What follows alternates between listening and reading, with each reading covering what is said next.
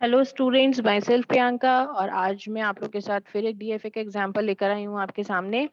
तो स्टार्ट करते हैं। Construct a DFA accepts the strings which is starting with 0 0 over input symbol summation is equals to 0, 1। ठीक। तो यहाँ पर आपको ये दिया हुआ है कि आपको एक डीएफए बनाना है जहाँ पे कि आपको इंस्ट्रक्शन इस तरीके के इंस्ट्रक्शंस दिए हुए हैं कि आपको एक डीएफए बनाना है जो कि ऐसे स्ट्रिंग्स को एक्सेप्ट करे जहां पर क्या है वो 0 0 से जिनकी स्टार्टिंग हो। तो हम सबसे पहले क्या करते हैं, मिनिमम स्ट्रिंग फाइंड कर लेते हैं, क्योंकि वो ये कह रहा है हमसे कि ऐसे स्ट्रिंग्स जो कि 0 0 से स्टार्ट, मतलब ये तो स्ट्रिंग में होगा ही होगा, ये तो कंफर्म है। तो मिनिमम स्ट्रिंग क्या हो गया हमारे पास, 0 0। अब एक डीएफए हम बनाएंगे जो कि इस स्ट्रिंग को एक्सेप्ट करता है। सबसे पहले हम क्या करते हैं, मिनिमम स्ट्रिंग फाइंड करते हैं और फिर उस मिनिमम स्ट्रिंग को एक्सेप्ट करे ऐसा डीएफए बना लेते हैं सबसे पहले। तो ऐसा डीएफए बना लेते हैं जो कि सिर्फ 0 और 0 को ही एक्सेप्ट कर रहा है। तो एक इनिशियल स्टेट बना लिया मैंने Q0, एक मैंने Q1 बना लिया। इनिशियल स्टेट को हमेशा हम इस तरीके से, जैसे यहाँ पे मैंने ये एरो लगाया, इस तरीके से एरो लगा के रिप्रेजेंट करते हैं। और Q0 से Q1 क्या जाएगा, एक ट्रांजिशन जो कि क्या है 0। फिर एक स्टेट बनाया मैंने Q2, इसको डबल सर्कल से मैं रिप्रेजेंट कर रही हूँ क्योंकि इसको मैं कैसे ले रही हूँ, एक फाइनल स्टेट की तरह। और यहाँ भी मैंने ट्रांजिशन लगा दिया 0। अब ये एक डीएफए बन गया जो कि सिर्फ और सिर्फ किसको एक्सेप्ट कर रहा है, 0 और 0। अब क्वेश्चन की तरफ दोबारा चलते हैं। उसने ये बोला है कि स्टार्टिंग विद 0 0, शुरुआत में 0 0 चाहिए, उसके बाद का कुछ नहीं। उसके बाद जैसे यहाँ पे आपके इनपुट सिंबल क्या है, 0 और 1 है, तो उसके बाद 0 और 1 का कोई भी कॉम्बिनेशन हो सकता है।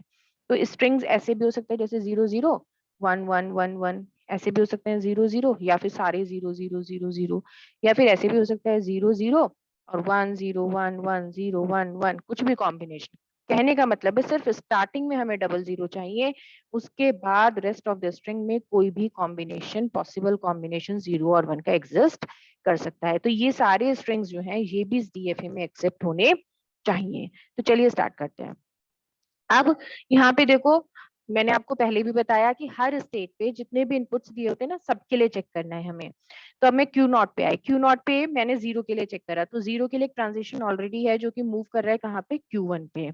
अब अगर 1 आ जाए यहाँ पे, है ना, क्योंकि उसने हमें बोला है कि 0 से स्टार्ट होना चाहिए। 0 से स्टार्ट होने का मतलब है कि 1 नहीं हो सकता यहाँ पे।